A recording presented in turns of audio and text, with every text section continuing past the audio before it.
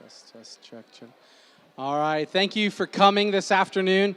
If you have children roaming around, if you could gather them and bring them to your table, or in classroom 5, we have childcare.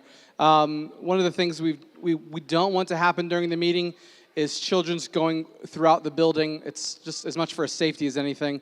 So if you have children, if they could be at your table or in classroom 5 for childcare, that would be really helpful. You have an agenda in front of you. We don't have a lot for this meeting. We wanted to keep it as streamlined as possible. Most of what we're going to be doing is looking ahead at some of the ministry opportunities in front of us this year, and we hope that you can schedule wisely and make good decisions. But we want to talk about what's happening, and the why behind it. We're really excited about some of these opportunities. So Nick and Tyler, we're going to be the two guys presenting today, but Nick is sick, so you can pray for him. He has a nasty cold that he's had all week, so Tyler has agreed to sub in for Nick, so I hope you like Tyler, because there's a lot of him this morning and little of everyone else, so I think we're all in a good spot, because I think we all like Tyler. But we're going to start our meeting looking at you look at the agenda. Tyler's going to come and talk about discipleship and outreach, which Nick covers pastorally for us. And then Tyler's going to go into family ministries and talk about what's happening there. So Tyler's going to lead us off. Thank you.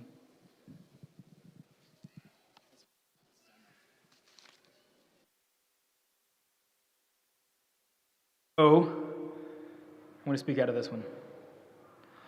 So like Aaron said, the good news is that we got a lot of great things to talk about. The bad news is I'm the only one that's going to talk about it today, so sorry about that. We're going to start with just discipleship. Obviously, discipleship, caring for one another, living in community is a huge part of what we do as a church. And what I want to do is I want to give you kind of an overview of how we have built structures and ministries to support discipleship. How many of you, I know in ministry, have read the book The Trellis and the Vine, or have heard of it? I'm going to save you the need for even reading the book, because I'm going to explain the entire book in like 30 seconds. The Trellis and the Vine is built off an analogy of a trellis. Think of a wooden structure that a plant or a vine grows on. So in the book, The Trellis and the Vine, it gives this analogy that church structures, church programs, these kind of things that we do are like a trellis, something that gives structure to the actual vine work, the actual thing growing. And the vine itself, it is life-on-life community, is discipleship. That's the vine work that we want to see grow. But in order to do that, we have trellises, we have structures, we have programs that support that kind of growth in love and maturity and discipleship. So when we talk about making disciples, I got it right here. This is on me. Here we go. Discipleship. Look at there. When we talk about making disciples, obviously one of the huge passages that we talk about is Matthew chapter 28, where Jesus says, "Go therefore and make disciples, baptizing them in the name of the Father and the Son and the Holy Spirit, and teaching them to observe all things." So it's this baptizing and teaching, this making disciples. So when we talk about making disciples, we want to look at it in two different ways. We have two different structures, two different trellises, if you will, programs that we think where discipleship can grow at Northwest. First, I want to talk about community, or small groups. In small groups, they focus on biblical growth, accountability, and prayer. One of the main verses we look at is Hebrews chapter 3, verse 13. It says, "But exhort one another every day as long as it is called today, that none of you may be hardened by the deceitfulness of sin." So this exhortation of one another. And we think one of the main places that this can happen is within small groups. But most of you know the way we practice small groups here. It's men meeting with men and women meeting with women. And those three words that I mentioned that you can see on the slides is biblical growth, accountability, and prayer. So in our small groups, they're very much focused in large part on Bible study, on growing together in the Word, but also accountability. And that's where having men meet with men and women with women allows us meaningful opportunities and conversations and relationships in which real accountability can be had, and where we can help one another and exhort one another in our relationship with Jesus. And finally, prayer. We encourage every small group to both begin and close with prayer. And hopefully there's always a time where we're praying together about just the needs that we have. So those are all small groups. And we think these are really helpful ways to grow as a church. This year in small groups, I'm going to go back to this slide later on. But this year in small groups, our signups are going to begin in 2 weeks on August 22nd. And groups are going to meet, really start meeting. I said signups. The signups begin August 22nd, but they're going to start meeting those first couple weeks of September. I mentioned this before, and we're going to talk about it in a couple minutes. But just like with Awana, we're going to do registration online. We're going to have a different kind of sign up and registration for small groups as well. I'm going to show you later on an app that we're going to start using as a church, in which you're going to be able to sign up through that app for small groups. And you can also do it on like an iPad out front. There's all kinds of ways to do it, but it's really simple, and it makes the organization of these groups much easier. But we're going to be rolling that out in the next couple weeks and giving you more information on what that's going to look like. But we're not going to plan on doing the paper signups we've done before. It's going to be different, but I think it'll be way better. More importantly, what we're going to be going through this year in small groups is the book of Hebrews. Both men and women have both been doing training throughout the summer. The leaders have been going through the book of Hebrews. We're really excited about this. It's one of the best Old Testament books to help you learn, one of the best New Testament books to help you learn your Old Testament. In a very real sense, it's an Old Testament book, in a very real sense. That's what I was going at. It's a really helpful and theologically rich book with a lot of practical helps as well. I'm really excited about one of my favorite books, so I'm excited we're doing that in small groups. And one of the things we encourage in small groups is that when you meet people in your group, that you try to find another person. You try to find another Christian who maybe you don't even know very well, maybe you do know them well, but where you can meet with them with one-to-one discipleship during off weeks. So that you're developing a kind of community within your small group, but there's another person that you're meeting with on a regular basis, even if it's just through text, through phone calls, whatever, a person that you're investing in that is investing in you, where that kind of even more intimate relationship can grow within a small group. So small groups are a big deal for us. I'm going to circle back to community groups later on. Some of the highlights from men's ministry. The purpose of men's ministry at NWBC is to glorify God by ministering to men through prayer, fellowship, study of God's word, and discipleship. So we want to see men equipped to be growing and maturing in their personal walk with the Lord. Obviously, God has an intent for both men and women in the life of the church, but with the kind of complementarian view of the scriptures we have, we think that men have a particular role in leading homes, in leading families, and so we want to equip men well for that task. We want men to love God with all their heart, all their soul, and all their mind, encourage one another, to seek out spiritually mentoring relationships, and to embrace and exemplify biblical manhood. Oftentimes, especially these days, biblical manhood can get a really bad rap. It can be poorly portrayed with a kind of like braggadocious, aggressive spirit. That is not the primary way the scriptures show manhood. Manhood is in encouraging one another, in loving other people, in serving other people. This is what biblical manhood should look like in the life of the church. And we want our men's ministry to produce that and to encourage that. Some of the events that we have in men's ministry this year, next week, it says the 24th, it should say the 14th. Next week, this coming Saturday, we have a men's barbecue, and that's going to take place at Eric and Kristen Agramson's house. Again, there's still some time to sign up for that today if you want to. It's $10 for a really good steak and a really good time. So we invite you and hope you would come to that. We also plan to have more regular men's breakfasts, and we hope that there can be a meaningful spiritual learning component in this as well. So we eat together, we fellowship together, but we have people share testimonies. We hear encouragement from the Word at these as well. And we also hope to do more sports and game nights where we can just have fun and enjoy one another's company. And there's going to be more details about that coming down the road. I just want to pause real quick. Any question or comments, or maybe even a snide remark about the way we do men's ministry? Any questions, anything I can help clarify in terms of men's ministries? Meg? I didn't hear anything. It's on the 14th. So neither. So the 14th, this coming Saturday. Ignore that, or just take out the 2, put a 1 there, whichever suits your fancy. Any other questions? So the men's barbecue is on the 14th. Don Williams. Sorry, it was Meg. I mixed it up.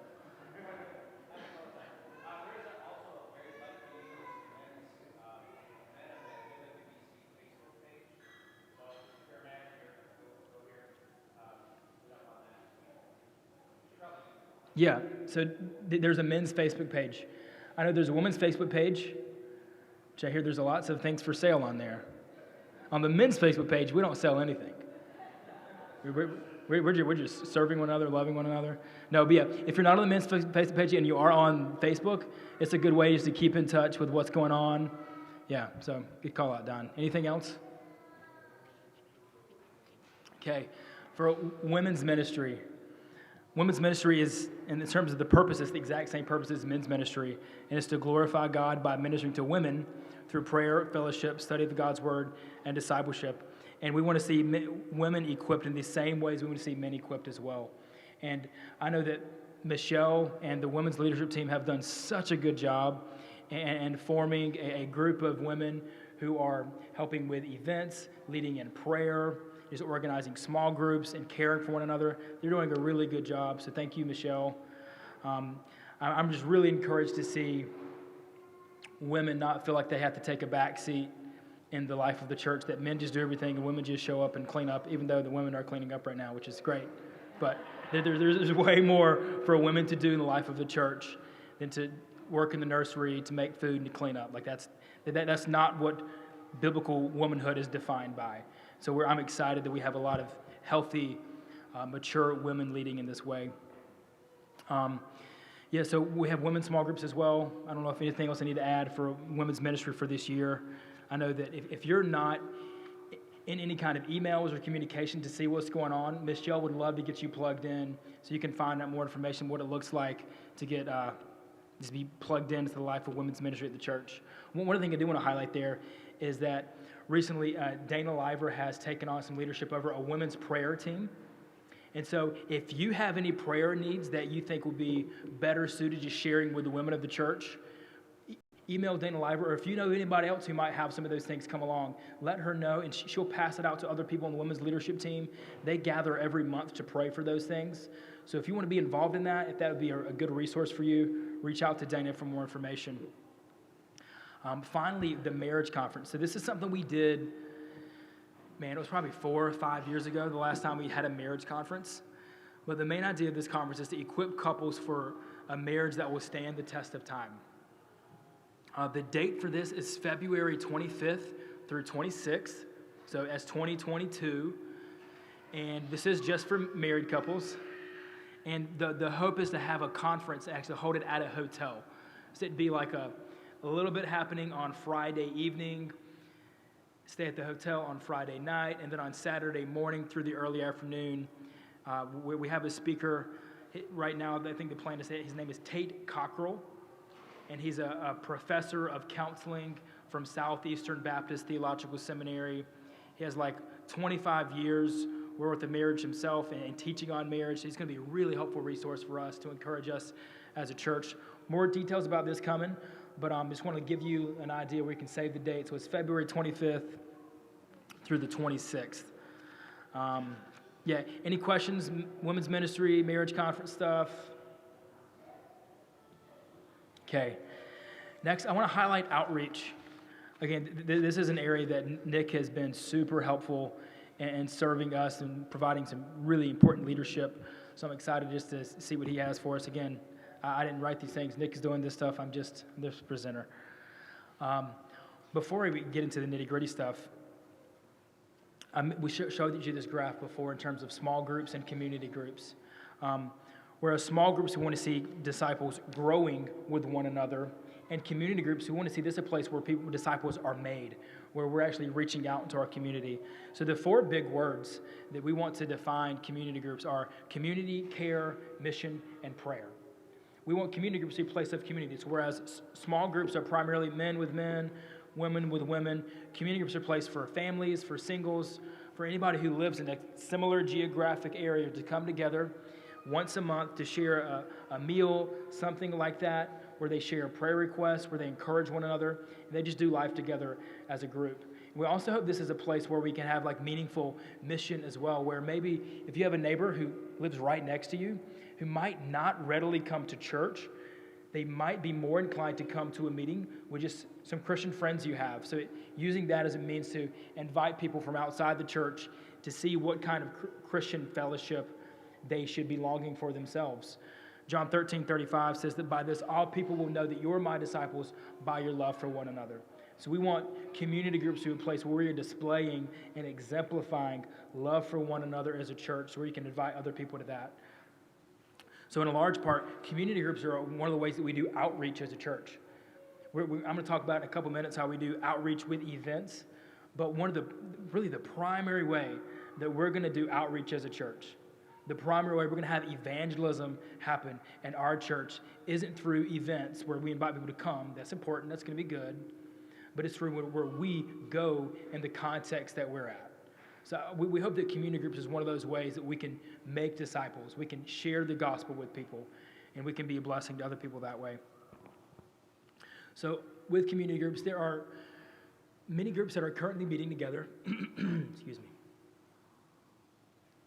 COVID made community groups weird for a long time. And so some groups ended up coming back part-time, some groups didn't. We're going to have community groups roll out again officially in January. So community groups run from February through November, whereas small groups generally run from September through the end of May. And the reason we do that is because there's so much going on in family life around the Christmas season that it makes getting together for this kind of thing is more difficult, and it's nice to have some kind of break. So in February they're going to start, so sign-ups are going to start in January. And if you want to get connected to community groups either by joining one, or if you'd be interested, if you think you're in a good place to potentially lead one, reach out to Nick. He would love to talk to you about that and let you know what is entailed in there. And as you meet people, especially newer people here at church, invite them to your group. Even if you're not the leader, if you know kind of the group you're part of, invite people and let them know that they're welcome to come to that way as well. So again, community groups are one of the primary structures, again, one of the trellises that we use to see discipleship grow as a church. And I mentioned those two things, small groups and community groups. Those are the primary things that we try to invest in as a church. And I know that there are seasons in which you can't be involved in one or maybe even either. And unfortunately, because we put a lot of our chips on that table, if you're not involved in those, there's a good chance you're going to feel a little left out in the life of the church, because we put so much weight into those things. We would really encourage you to invest in those areas and know that if you want to get plugged in, if you want to feel like you're part of the body, those are going to be really important areas for you to invest in and to get involved in. In terms of some of the events we're going to have, the big thing we try to do each year, we've done this will be our third year, is a harvest festival. And it's an outreach event that we can show the love of Christ to our community. We can build relationships with other people. How many of you either were here or served at the Harvest Festival last year? Yeah, like 63% of you, maybe 64%. It was a great joke, great math joke, Tyler. A good number of you were here. It was a really encouraging time. We had a lot of people from our community come, a lot of meaningful relationships. I don't think there'll be anybody, I'm just curious. Raise your hand if you're here today because you came to that. Oh, yes, I forgot the grills. Yeah. Look at it. We have a family who's here today because they found out about us here. That's great. I'm so glad you're here for that. I'll give you your $20 later. Thank you. So it's a really meaningful way for us to get to know people. And one of the most important ways that you can serve there is just by coming with your family and hanging out and being really intentional about talking to other people. The Harvest Festival, the date for that is October 2nd. It's going to be 11 to 2. That's a Saturday. So invite your friends, invite your coworkers, invite your neighbors. And we're definitely going to need volunteers. Again, there's going to be more information coming out about that and the individual things we need people to volunteer for. But stay tuned to that, and we need your help. It's not going to work if we don't have people, so we're asking for you to do it. A couple other things in terms of outreach stuff. Open Streets is a thing that we've been involved in as a church for the last few years. This is going to be Saturday, September 11th. And currently, we need some volunteers to help set up and run the booth. So contact Nick if you're interested in that. Open Streets is a thing. I think it's still in Albertville. And basically, it's like an event, a way for businesses and organizations and groups to just put themselves out there. This is a really low-key, not a whole lot of pressure scenario in which you can just meet people, have good relationships and conversations. So if you would like to be interested in, if you are interested in serving at Open Streets, reach out to Nick. He'd love to get you plugged in there. Any other questions about outreach, kind of what our plans are for the next year, community groups, any of that good stuff? Okay. Next. Oh, what was that? Oh, yeah. Next is just some of the ways you can get plugged in. It's just through events or through follow-up. I want to highlight that second one, actually, with follow-up. One of the things that we want to do better at as a church is when newer people come, we want to have some structures in place where they are intentionally being reached out to by somebody in our church. It's nice if a pastor can do that, but we got a lot of new people coming, and that'd be a lot of time. But even more importantly than that, I think it's important for people just to see and experience that this is just what normal members do at our churches. If you come, we want to let you know that we're glad that you're here, welcome you, ask if you have any questions. So if you'd be interested in being involved in that kind of guest follow-up, reach out to Nick. This is, I think, a really key area in which we can do well at as a church. Again, if you've looked around on a Sunday morning, we've got a lot of new faces, and it's intimidating, especially as a pastor, when I don't know who these people are, and I don't know their names, I don't know their story, I don't know why they're here, and we need as a church, all of us to feel that burden and that responsibility and that privilege of reaching out to newer people when they come. And this is a more specific way to do that, but again, this is a burden and a responsibility and a privilege that all of us should feel when we see somebody new, to reach out to them and greet them with the love of Jesus. Next, let's spend a few minutes talking about Northwest Kids. You can see the mission statement that we have for Northwest Kids, and this really right now includes everything from nursery all the way through youth group. I'm actually tweaking and considering having a different aspect to include youth group, but right now this is a helpful way to encapsulate what we want to do. But Northwest Kids exists to honor God by helping children joyfully know, follow, and proclaim Jesus Christ. So knowing Him, following Him, proclaiming Him. And the way we want to do that is these three different areas: through the faithful teaching of the Scriptures, through loving discipleship, and by providing helpful support to parents. I want to highlight that last part, providing helpful support to parents. We want to take family ministries at Northwest very seriously. It's a privilege to be able to teach and to train children to do these things. But at the end of the day, it is a responsibility of every Christian parent to disciple their children, to disciple their kids. Like, we're with your kids at best 2 hours a week. You're with them the whole rest of the time. So we want to focus on ways in which we, as a church and as pastors and as volunteers in these areas, can serve you as parents, to equip you to do these things. Because we have a responsibility to do a certain amount, but you have the responsibility to do the rest. And we want to spend our time and energy equipping you and not just doing the work for you. I don't think anybody expects us to do that. But it's easy to fall into that trap as a church, especially to think that we're the primary ones discipling your children, and we're not. So all the things we're talking about are really important, but we want these things to be a way that we can serve you and support you as parents as you do the work of shepherding and discipling your children. So some of the different ways in which we do that. So again, when you think about the trellis and the vine, that picture, those structures, those programs, we're just going to highlight the programs that we have as a church and why we think they help us do that task. I'm going to read it one more time, of helping children joyfully know, follow, and proclaim Jesus. If a program we use doesn't do that, it's got to go, right? We're not canceling anything because of that. I'm just saying, if it doesn't fit this, we shouldn't be doing it. So everything we're doing as a church ought to fit with this mission statement, and I believe they do. First, I want to highlight Awana. Why do we do Awana? Awana provides a place for the kind of biblical teaching, which I mentioned, and loving discipleship that we're committed to pursuing. Those two things in particular, Awana is a helpful tool for that. Biblical teaching, particularly through Bible memorization, and also loving discipleship.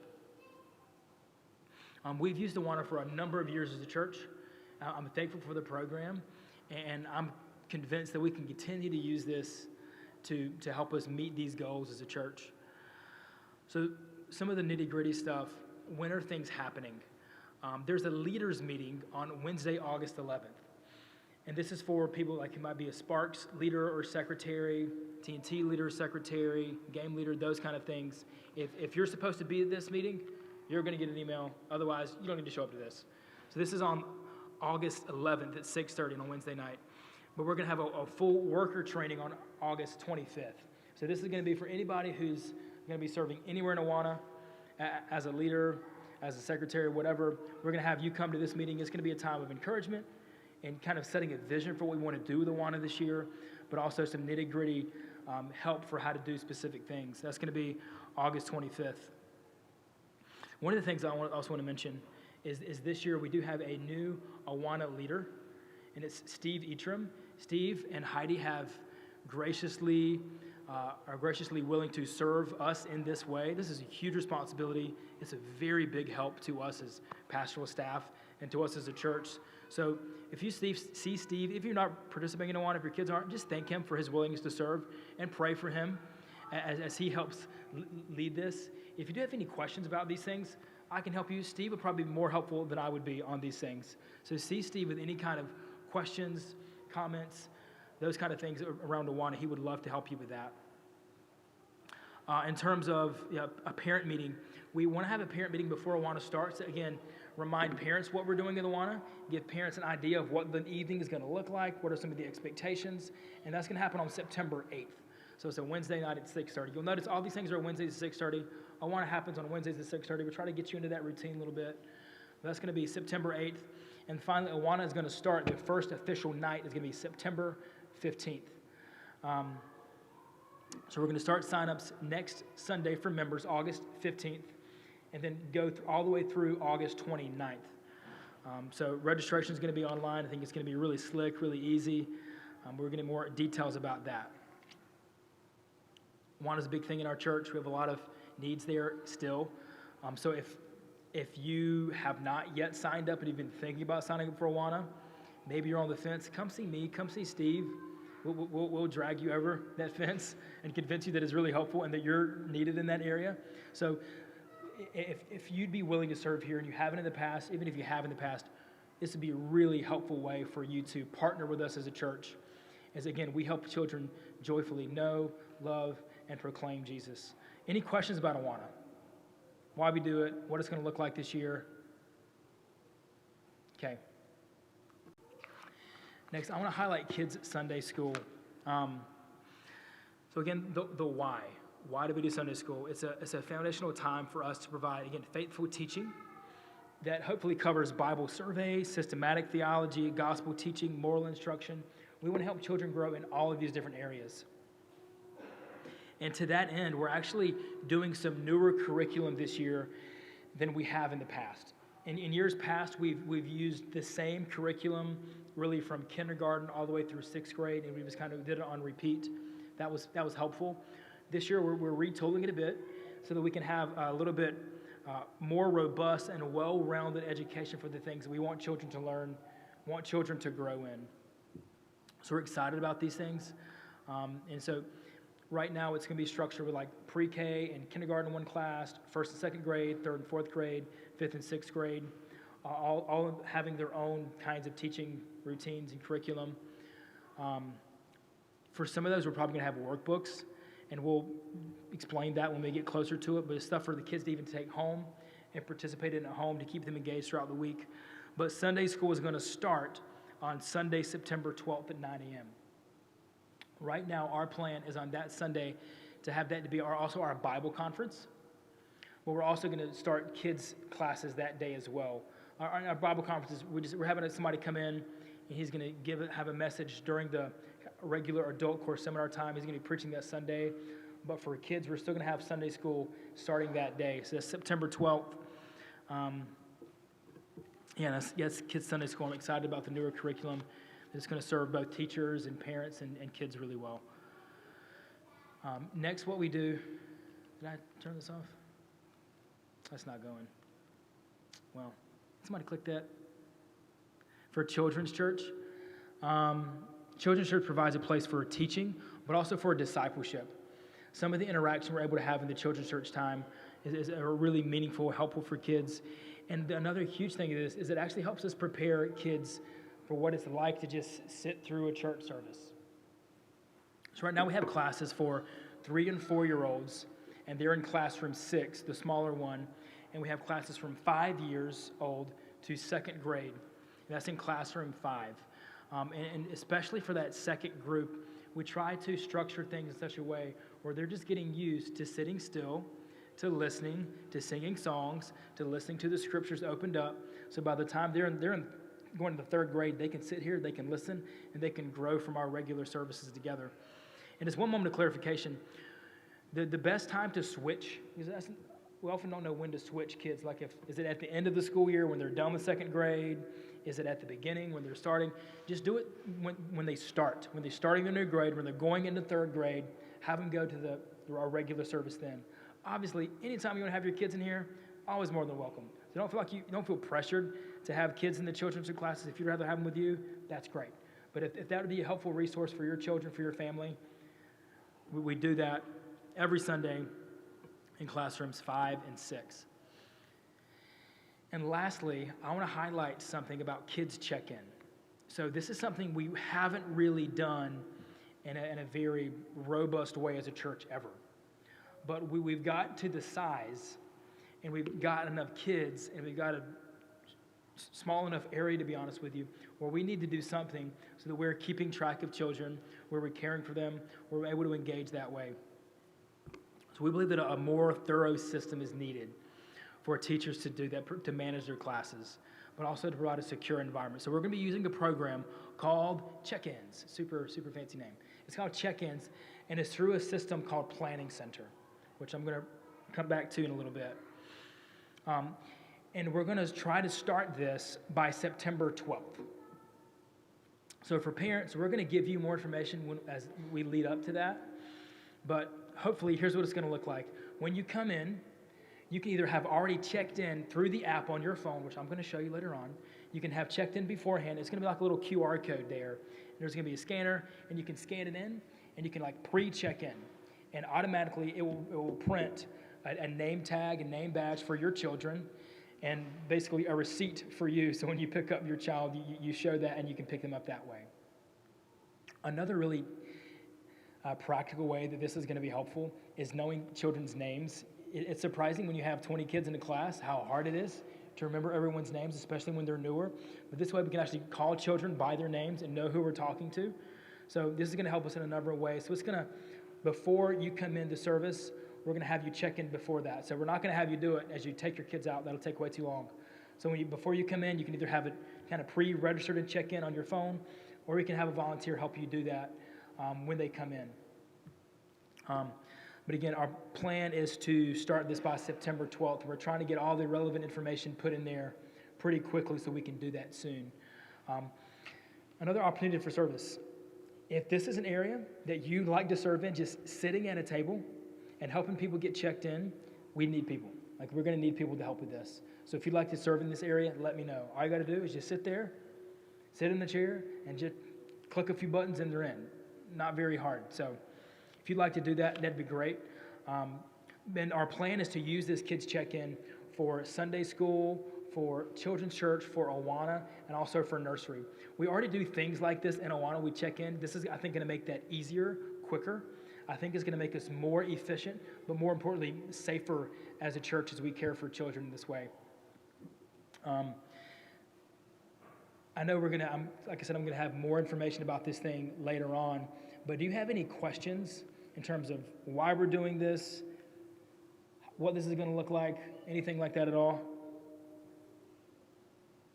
Kids check in. Yeah, Heidi.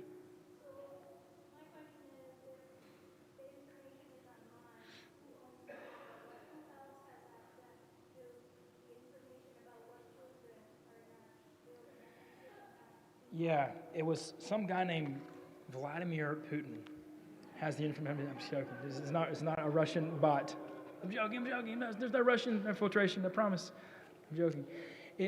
I think it's just our church. You mean within our church or within like the interwebs? Okay. Yeah.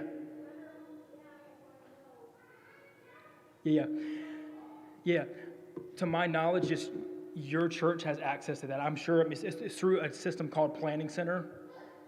I mean, but we already have a church directory that would have the names of children, and the kind of information it would be the children's name, birthday, and even with that, this is a good clarification.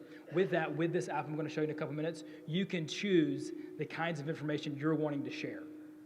So we can ask for all kinds of stuff, but you can say, I'm just going to give you my child's name and things like that. I think it would be helpful for us to have other information like birthdays. We can maybe send birthday notes, stuff like that for Awana, which we already asked for that anyway. But it's just on a piece of paper rather than on a system online. But as far as I know, it's a really secure place that only administrators, even within our group, would be able to see that. Does that somewhat answer your question? Sure. Yeah, that'd be great. I would love for you and anybody who wants to check in and make sure it's a helpful, safe place. But this is a really well-used, well-run program. I think it's going to be helpful, and I have no questions or concerns about the security part of it, but it's a good question. Any other thoughts, questions? Okay. Yeah.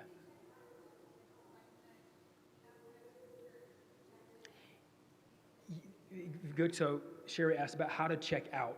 So the checkout would just be that the teacher would visually acknowledge that receipt matches with that kid. And on a pretty practical level, like as a church, we know who's picking up who. Like we know one another's children. So that's going to be pretty quick. But especially for people we don't know, we don't recognize their face, that's going to provide a really easy way for that to happen. So it's not going to be like you don't have to check out on the system as you leave. It would just be a visual recognition that they're leaving. Does that help? Yeah. So when you come in, the child would have a name badge that would print it out, and say you're checking in 3 kids, it'll print the 3 name tags and then 1 matching parent thing that will go for all 3 of those. And it'll have the same number, like VDQ43 or something like that, whatever it is. And so I don't necessarily expect every single children's church teacher to look at Paul Miller and ask when he's checking in Max, like to see Paul's ID and then not like, it's not going to have to look like that, but it's going to provide us a helpful way to just keep things safe, even if we're not necessarily looking at, oh, that was a Q that was a G on this one. That's not going to be like that. So it should be pretty easy to check out. That was a lot of words to say that. Okay. Anything else about kids check-in? Why we're doing it, what it's going to look like? Okay. Lastly, I want to do some highlights on youth group. Why do we do youth group? Our goal in youth group is to help teens continue in what they have learned and to firmly believe it. This is from 2 Timothy chapter 3, one of my favorite passages, particularly for youth ministry. But by the time kids are coming up in the 7th grade, they've learned a lot.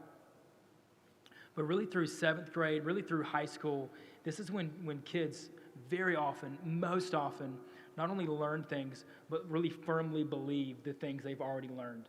So one of the things we want to do in youth group is help kids who've presumably come through the life of the church so far to actually firmly believe these things, to have a firm foundation, to make these things their own. Almost every time you hear somebody's testimony, especially when they grew up in a Christian home, they grew up, they believed, but when they were like 13, 14, they like made it their own. And one of our main goals in youth ministries is to help them, and push them and help them to do that themselves. How do we do that? There are 3 big things we want to do. One is through Sunday school, and we teach through a variety of classes on theology, apologetics, the Bible, and this is a really helpful tool for us as a church to teach and train our kids, specifically teens. One of the things I really appreciated the engagement on this, by the way. I sent an email Thursday or Friday to parents, kind of floating a conversation that we had about having Sunday school for teens stop at 9th grade and have 10th through 12th graders here in the adult class. The feedback I've gotten from you guys is overwhelmingly, you thought it was really helpful as parents to have classes all the way through 12th grade. So I really appreciate your feedback, and I don't think we're going to change anything. It was really just an idea we wanted to float to see if this would be something that would serve teens and parents in the church well. But from the feedback you provided, it was really obvious that you think this is a helpful tool for your family, for your teen. So we're going to continue to do what we've been doing. We're probably going to have to look into maybe doing one class rather than two classes, but that's fine. But I'm excited about Sunday school this fall. We're going to start a section on apologetics, and it's helping teens think through some of the ways in which the Christian faith is often attacked, some of the questions they might have, and help them address those things and answer those. On Wednesday nights, we almost always just work through books of the Bible. And we do this really intentionally. And generally in the first half of the ministry year for a youth group, we always do a New Testament book. And in the second half, we try to do an Old Testament book. That way they're getting fed from the entire scriptures. But on Wednesday nights, we have a study. Normally the lesson is about 30 minutes, hopefully not more than that. Sometimes it is. But then we try to break them into smaller groups where, again, boys are meeting with a male leader, girls with a female leader, and hopefully a smaller group where we can discuss the applications of that passage, discuss how those things affect our lives as Christians. And that's a really meaningful time to just engage with kids and discipleship specifically. And again, in terms of areas in which we need volunteers, Wednesday nights, we're going to need people. So one thing that's going to be different, I'll just go to the next slide. We have youth activities. We try to have an activity every month where, again, we just have fun as a group, we have time for fellowship. It helps us as leaders get to know kids at a different level. We're actually going to Valley Fair this Thursday, excited about that. If you'd like to get plugged in on when those activities are happening or even being chaperoning for those things, Adrienne Schmoyer is kindly leading that for us to see her. What I was going to say, though, is what's new in youth group this year. So this year we're actually splitting up on Wednesday evenings between 7th and 8th grade and 9th through 12th grade. Two big reasons. One is space. If you've seen how many kids we have in our youth group, it's like 50, almost 60 now, which is a lot. 60 kids in classroom 5 is not happening. It's crazy. It's really uncomfortable. It doesn't work for anything. But another big reason is that we found that the time that we need with some of the older kids is different than the kind we need for 7th and 8th graders. And so we think that splitting up and going to different locations is going to help us, obviously, with space, but also investing and using that time more strategically, just where they're at in their walk with Jesus and their maturity levels. So classroom 5 is where we're going to still have 7th and 8th graders. So Awana starts at 6:30. Typically, we've started youth group at 7 because so many of our teens graciously and joyfully serve in Awana as listeners. So we would still start youth group at 7 for them. And the plan would be for the 9th through 12th graders to be at STMA Middle School West, right down the road here. We got their whole cafeteria. We'll have plenty of room. So that would still start at 6:30, though. So you see the note on here. All teens can still choose to serve in Awana from 6:30 to 7. But if that's the case, high schoolers who are doing that would just have to find a ride to get to the middle school by 7 o'clock if they're serving here in Awana. It's going to be kind of a tight squeeze, and I want people to continue to serving if they want to, but at the same time, we needed a different location, and that was the closest and the easiest thing that we got. So our plan, again, on Wednesdays is to split those groups, 7th and 8th grade here, 9th through 12th grade at the middle school. In order to do that well, we're going to need a few more volunteers. I think it's a really good way for youth parents to press into their own kids, but also to serve other children as well. I know you might think, and you might know, that your kids want a break from you, and that it might be true, but don't let that keep you as a parent of a teen from serving in youth group like right now. Like, they might need a break from you, but at the same time, this could be a really helpful way for you to stay engaged with what they're learning, how they're growing, how they're serving. So we need people, and I would especially give a call for youth parents to come. And what service would look like here isn't super complicated. Generally, the main thing we're asking people for is to help lead those small group times. So again, the general structure for youth group night is from 6:30 to 7. We goof off, we play a game, we have some fun. From 7 to 7:30, we have a lesson time. And from 7:30 to 8, we have that small group time. And what that really means is we go through the passage of Scripture we just talked about. We ask questions. We listen to their questions. And we just engage with that group of hopefully 7, 8 kids together about what God is doing in their lives and what he wants to do in their lives. So if that's an area you want to serve in, it's really important. It's so rewarding. And their questions are so phenomenal. I love serving in teams because they're super smart. They ask really good questions in really simple ways that I can understand, which is nice. So if you want to serve in this area, let me know. We'd get you plugged in there. Youth group stuff. Any other questions? Adrian. There is.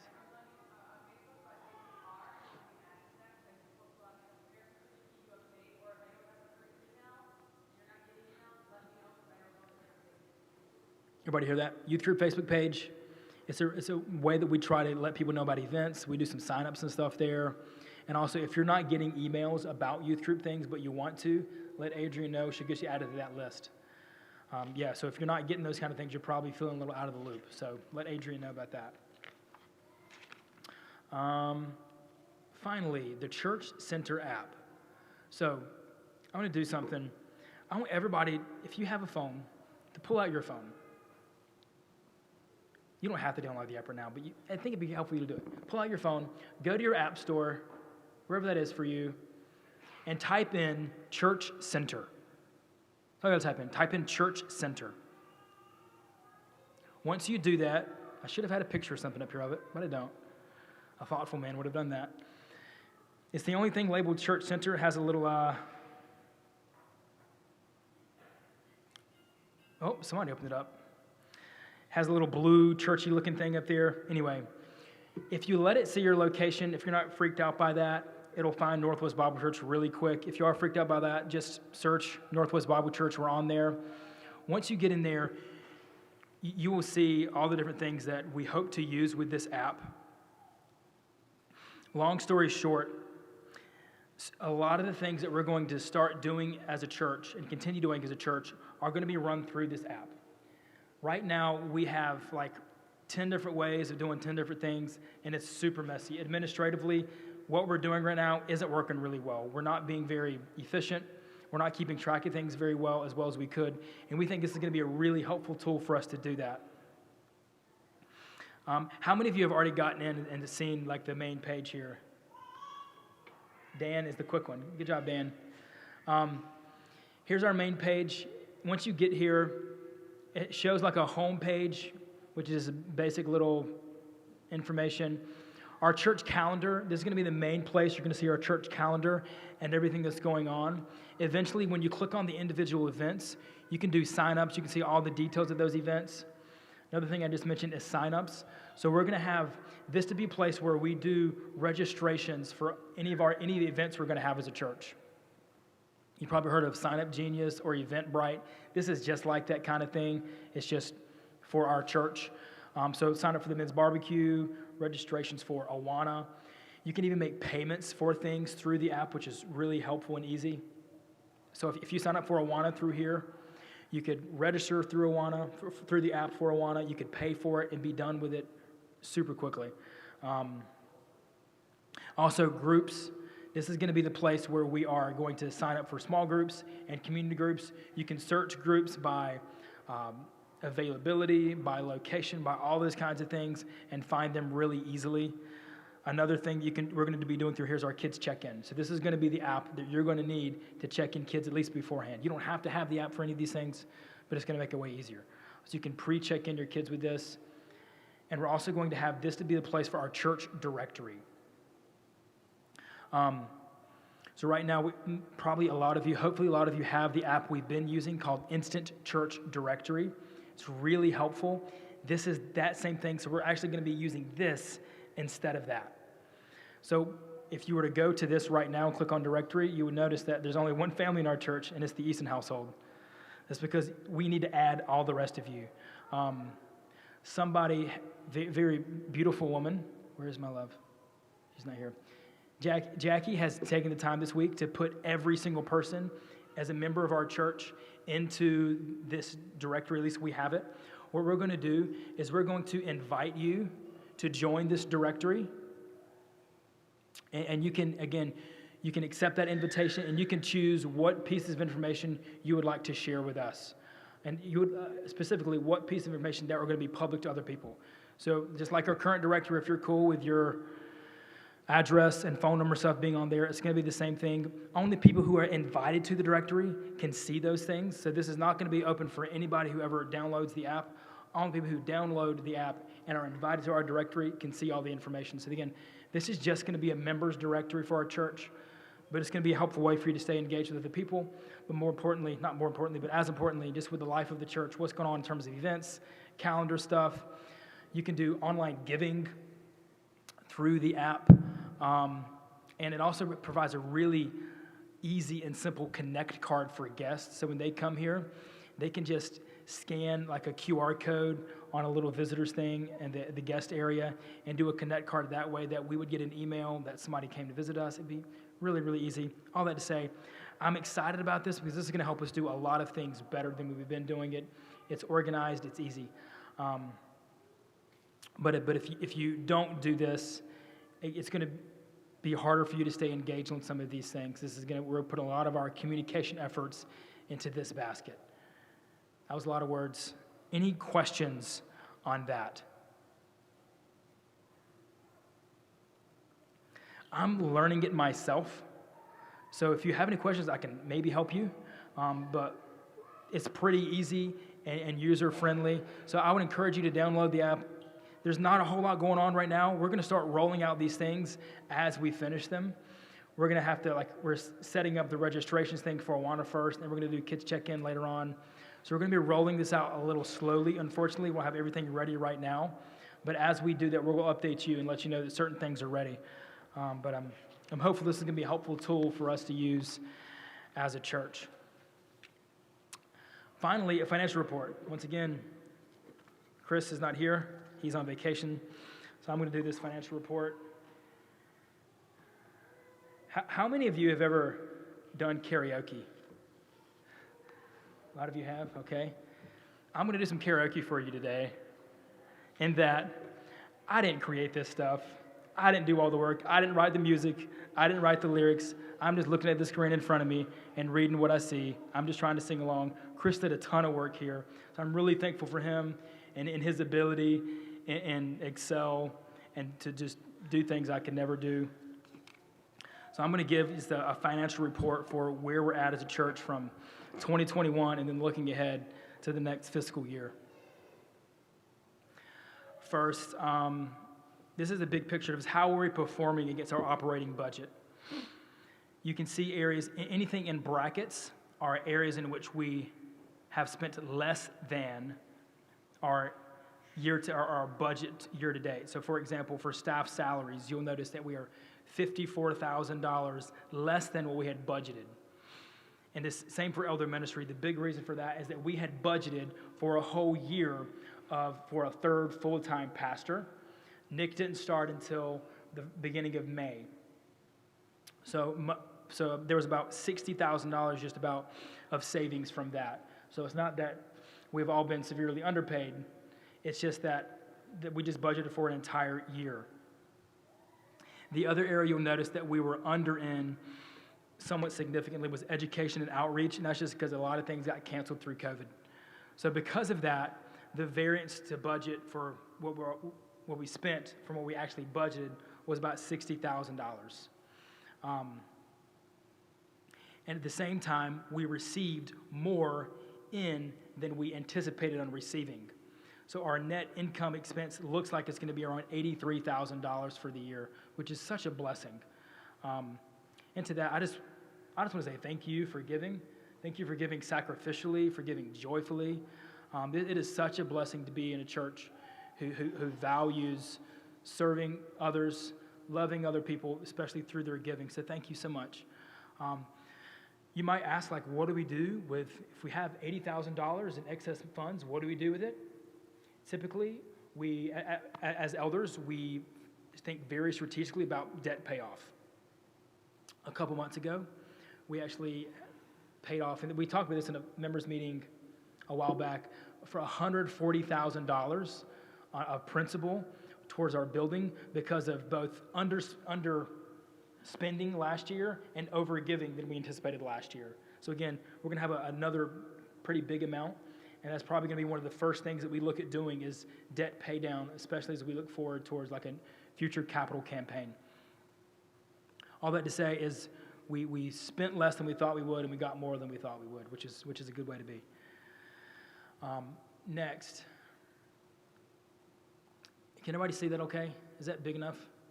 It's really small on the screen, so okay. The question is, how is general giving tracking against budget? I just said this. Our year-to-date actual, what we actually got in for general giving was just shy of $640,000. We had budgeted right at $587,000. Again, so there's about $51,000 more than we anticipated receiving this year, which is a blessing.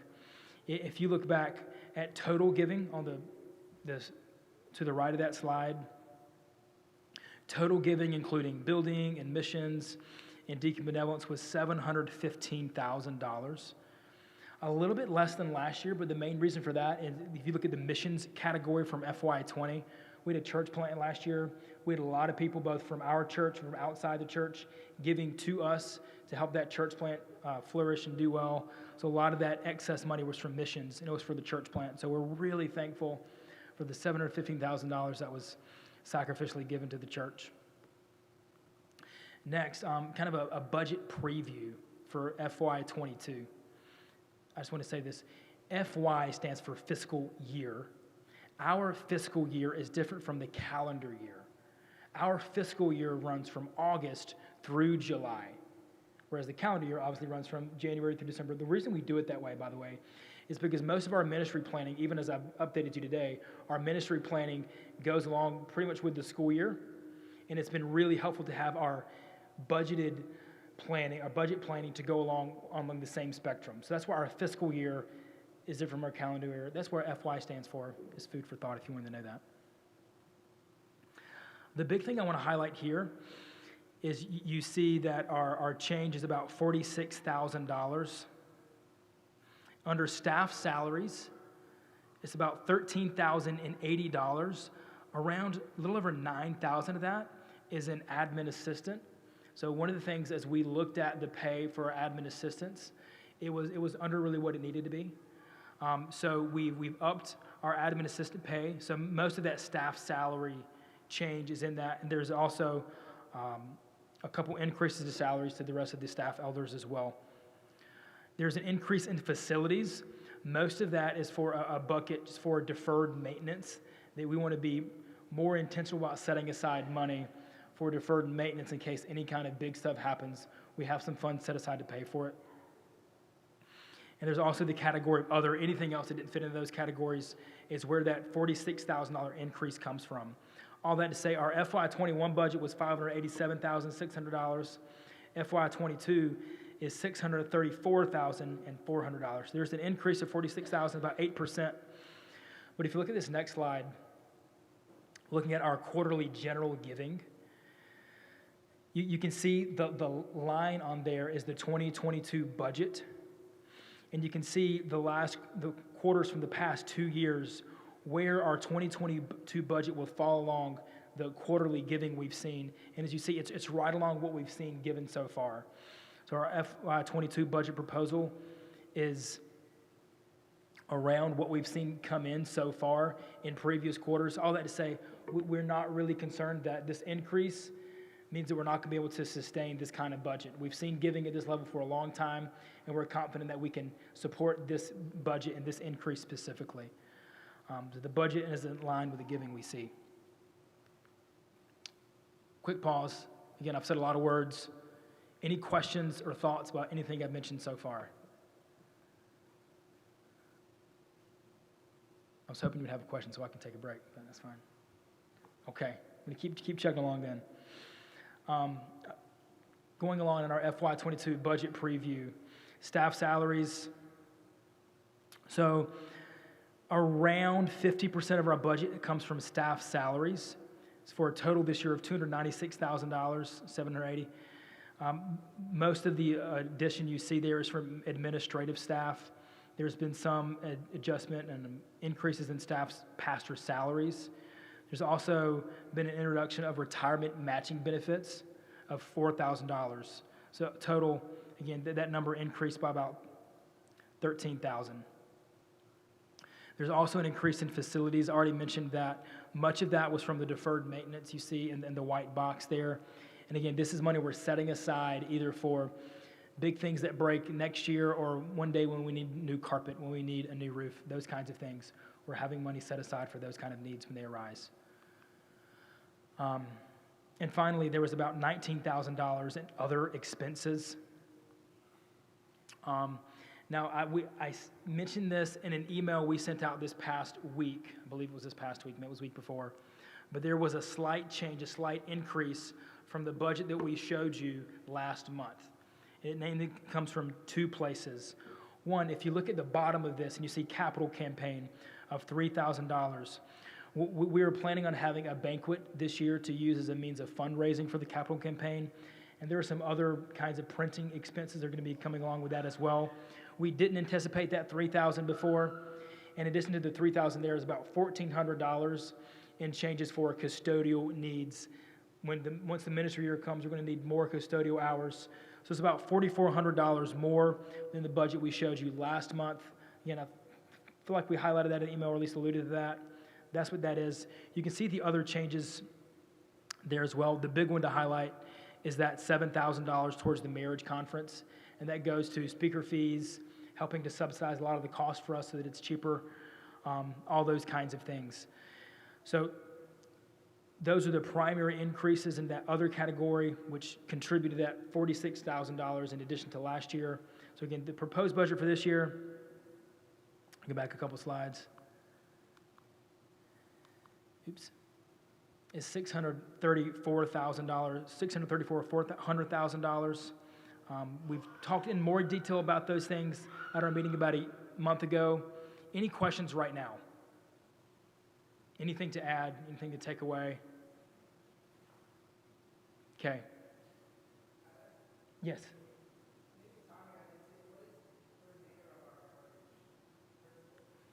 It's a little over $1 million. I think 1.1. We just paid off 140,000. I think 1.4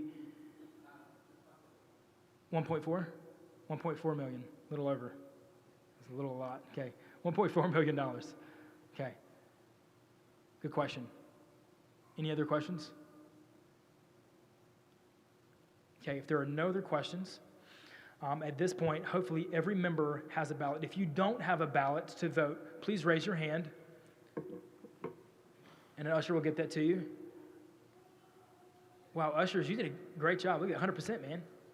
Chris, killing it. Okay, if you have your ballot, now it's time to fill it out and give it to an usher as they go around, and they'll tabulate those and update us. We'll be updated in the meeting about the passing of the vote. Anything else?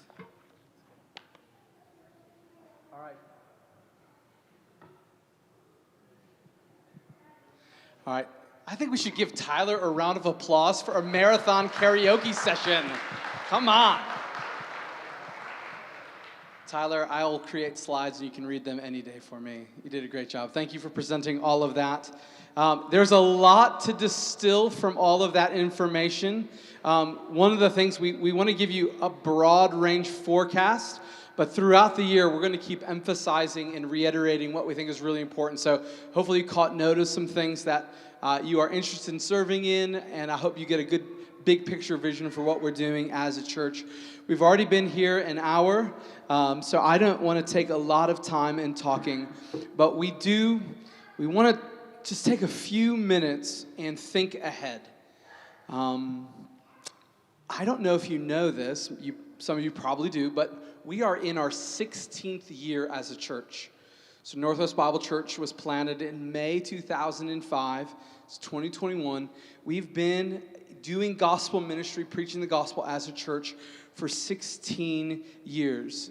And one of the things I've gotten to do as we've looked ahead to the capital campaign is just think back on the amount of good, eternally lasting work that God has done in our church in that 16 years. The people who have been baptized, relationships that have grown, people who have grown in the gospel, and people who have been reached for Jesus. And it's really encouraging to think about all that God has done in and through our church for the last 16 years. But I'm the kind of person, as when I think back and I think about something encouraging, it actually makes me excited and eager to see what God's going to do in the future. So God's been faithful to us.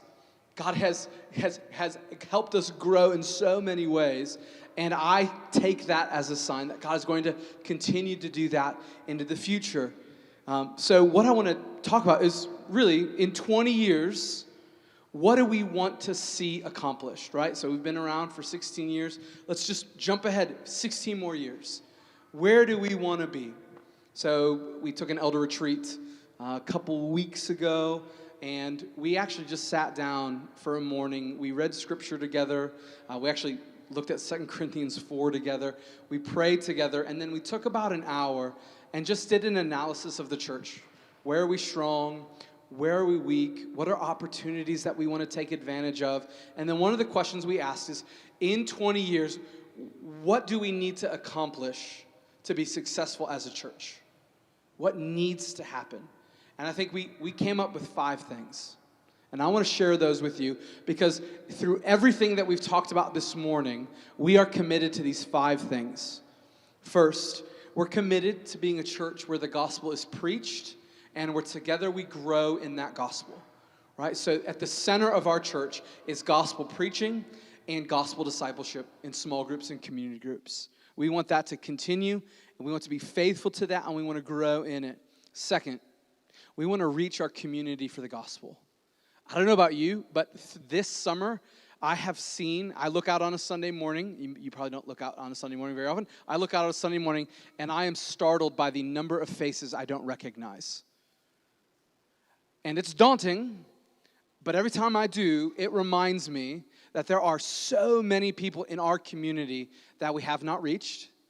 And it reminds me that God is regularly bringing us people into our service that need to grow in the gospel. Some of them, no doubt, need to know and trust Jesus for the first time. And I think I see those people, and I think we have a lot of opportunities right now, and I think about the many more opportunities that we're going to have. So as a church, we need to grow in the gospel, but we need to develop a culture where all of us have a passion for sharing Christ because we love him and we enjoy Jesus so much that we want to share Jesus with others. So we want to grow in the gospel. We want to reach our community with the gospel. Third, we want to reach the next generation and train them to follow Jesus. If you think about one of the greatest assets of our church, it's not the facility. It's not our strong financial standing. One of the greatest assets that God has given us in a church is families. Parents and children, and parents who will intentionally raise up their children to follow Jesus. And we want to double down in our investment in both equipping parents and teaching children. So we see that as a strength. At times, the number of kids represents some hardships, right? We have so many kids, we don't have space, but that's a good thing, right? That's a good problem. So we want to raise up the next generation of people who love Jesus, serve Jesus, go out on mission for Jesus, and we're excited about doing that. Fourth, we want to keep planting churches. We're a year out from a church plant. Feels like a lot longer than that, to be honest. Feels like many years, but it was a year ago that we were able to send out Grace Bible Church, and that's not a one-time thing, right? If we look back in 20 years and we haven't planted a number of other times, I personally will look back and feel like we've missed an opportunity. God has given us people and resources and placed us in a strategic location so that we could continue planting, whether we go towards the cities, away from the cities, or other states, or even planting churches in other countries. We want to plant churches.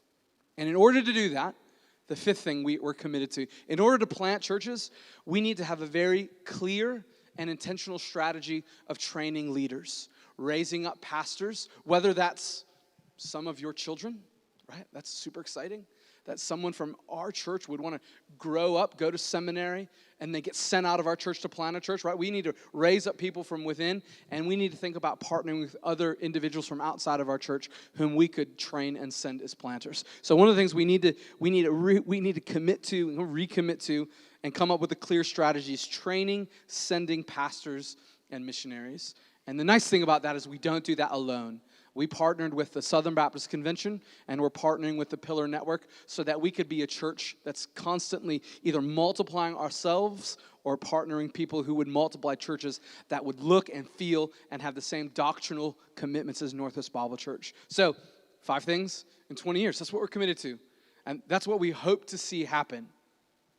Now, as we think about that plan, one of the things that we talked about is, okay, so that's what we want to do in 20 years. What needs to happen for us to be able to do that? What are some weaknesses that we need to address right now? And I could share a number of the answers that we talked about, both the culture inside of the church, training, teaching that we need to focus on, additional discipleship efforts. All of those things were things we talked about. The one thing that also almost all of the elders mentioned was our facility limitations. It's hard to believe we've been in here for 2 years, and it already feels like it's too small. But you talk to any of the ministry leaders, whether it's Awana, youth group, children's ministries, talk to the pastoral staff. One of our things we're running up against fairly regularly is just limitations that the facility represents. So when we built this, we called it Phase 1. Right, this is a multi-purpose room, classroom wing, office space. It did a ton for us initially, but it was Phase 1. And it was half a thought. And our desire from the beginning has always been to complete this facility. So as we look ahead, one of the things that we are committed to doing is continue this project through and expanding the facility so that all of our ministries can happen in here and that we would be able to use this facility not only for our own discipleship, but to reach our community. So what do we need to do that? And that gets us to the capital campaign. So in the next couple months, we're going to embark on another journey where we ask people in our church to give sacrificially so that we could make the facility needs a reality. And none of us can do that on our own, but I'm confident. I saw God provide in the past, and I'm confident he's going to do it again. So Rob Stark and Joel Martin and Andrew Puckett are on our capital campaign team, and we're in the middle of planning and recruiting people to be a part of our core team so that starting in September, we would invite everyone who calls Northwest Bible Church their church home into a 3-year campaign to help us get into Phase 2. So I even right now, just be praying for that. Pray that that would be successful and a reality. Our goal over the next 3 years, over and above our regular giving, is to raise $1 million. David asked the question about what we owe on our mortgage. If we were to raise the $1 million over the next 3 years, coupled with our normal mortgage payments, we would be almost completely, have this facility almost completely paid off, which would put us in the spot to start going aggressively at Phase 2. So if you're thinking, well, what does Phase 2 include?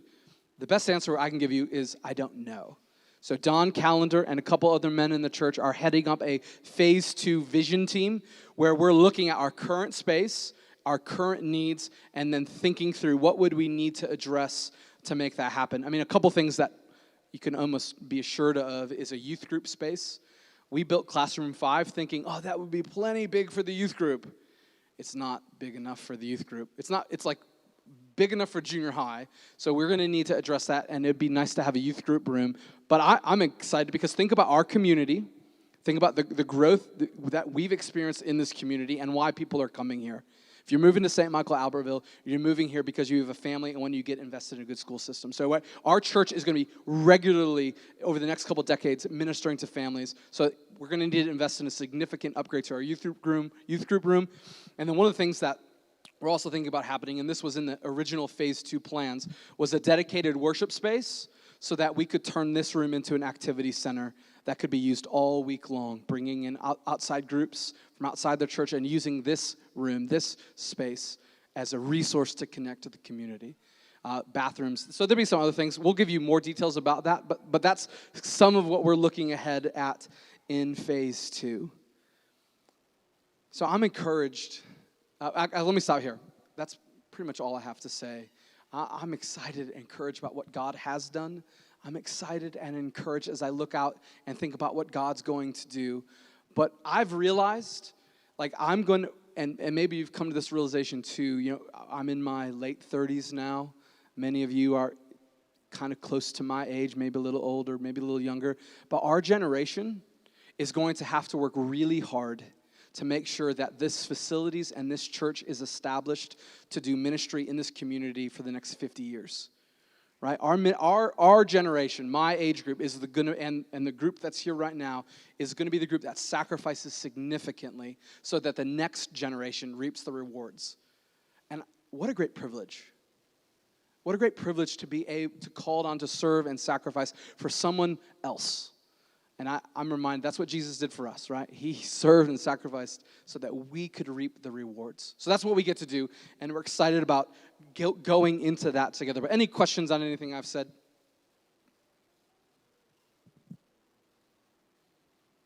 There'll be a lot more details coming out about all of those things.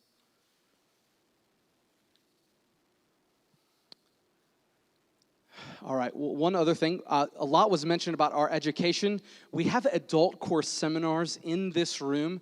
One of the things we really look forward to being able to do at one point is having multiple adult classes going on in the building at the same time. So we could be going through different tracks, having a new believers class, having an expositional series, and maybe a topical one. But because of our facility limitations, we have one adult class. This year, we're going to cover 4 topics in our adult course seminars. We're going to begin by thinking about discipleship in the local church for the first quarter. The second quarter is going to be a New Testament overview of the first section of Pauline epistles, so Romans through the prison epistles. The third quarter is going to be biblical counseling, where we think about how to help people who are dealing with very specific spiritual issues, whether it's depression or pornography or kind of like situations where we would equip you to help people who are struggling with very specific sins. And then the fourth quarter, we're going to do an 8-week study of the book of Isaiah. So we hope that you would come to these. We try to make them a blend of both biblical teaching and practical ministry skills that we think we all need to develop. So that's our adult course seminar rotation, and we're looking forward to that. All right, the vote for the budget came in at 78 yes, 3 no's. It passed at 96%, so we're thankful for that. Well, it's been an hour plus in this meeting. Thank you for your attentiveness and paying attention. We gave you a lot to think about. If you leave today and think, man, I want more clarity on a subject, come talk to me or Nick or Tyler. We'd love to serve you. I'm so thankful that I get to pastor with Nick and Tyler and our elders. We have godly men that God has given to our church to lead and serve. So I'm thankful for them. I'm just going to close with a quick prayer. And thank you for coming. If you would, after I pray, if you would help us tear down your table, make sure it's cleaned off, that would help the efforts significantly. And Caleb Peterson gave him the thumbs up. So leave 8 tables up. Would you want this half of the room? So we'll leave this half of the room up. All right, thank you, Caleb, our deacon of setup. All right, let's pray together. God, you are kind to us. You are more kind to us than we could ever deserve. And we thank you for this church. And we thank you for the ministry year that we're about to enter into. And we look forward to hearing the gospel preached and being involved in that teaching ourselves. And we pray that you would do great work in our church and in the people who we get to minister to through that gospel. We thank you for this opportunity that you've given us as a church to serve Jesus and reach others for Jesus in this community. And I pray that Northwest Bible Church would remain faithful to its commitment to the gospel. Thank you for this body and these people. I thank you for the way they've encouraged us and each other. And we give you all the praise for these things. In the name of Jesus, amen. Amen. Thank you so much. We love you. It's a joy to serve you. Thank you for coming this morning. You're dismissed.